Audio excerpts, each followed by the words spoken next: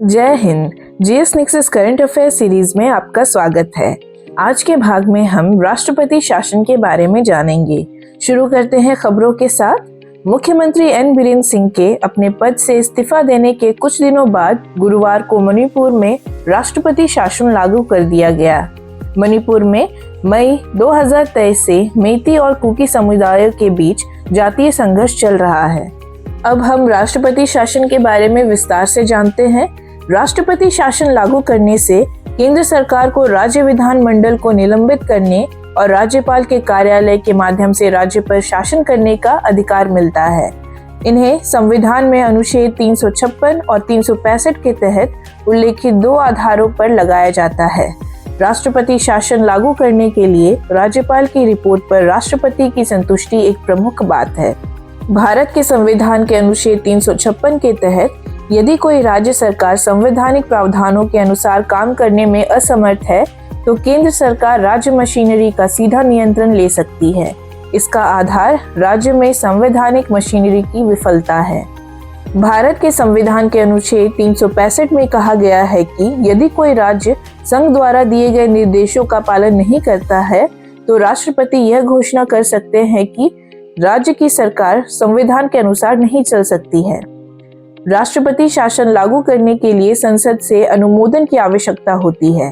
एक बार राष्ट्रपति द्वारा घोषणा जारी करने के बाद इसे 2 महीने के भीतर संसद के दोनों सदनों द्वारा अनुमोदित किया जाना चाहिए।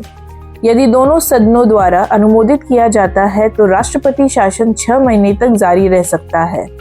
इसे हर 6 महीने में संसद की मंजूरी के साथ अधिकतम 3 साल के लिए बढ़ाया जा सकता है।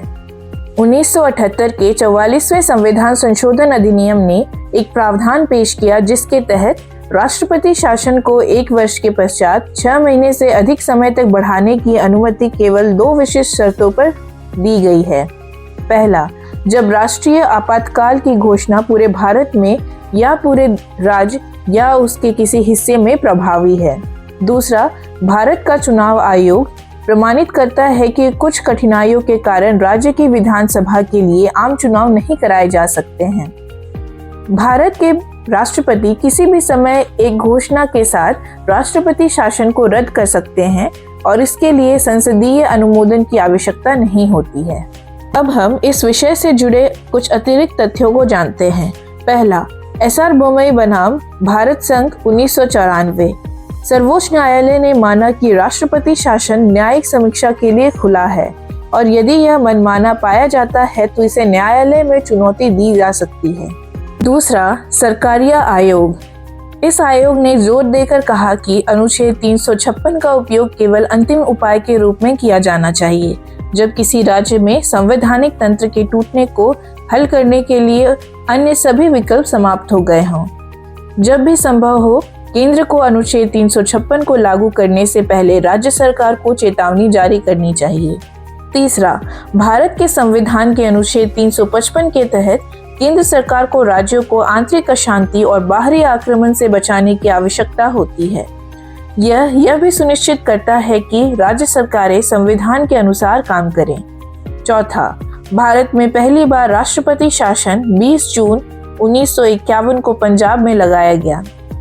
मणिपुर और उत्तर प्रदेश ऐसे राज्य हैं जहां इसे सबसे अधिक यानी 10 बार लगाया गया है। आज के लिए इतना ही। आगे इस तरह की महत्वपूर्ण जानकारियों के लिए जीएस नेक्सस के साथ जुड़े रहें।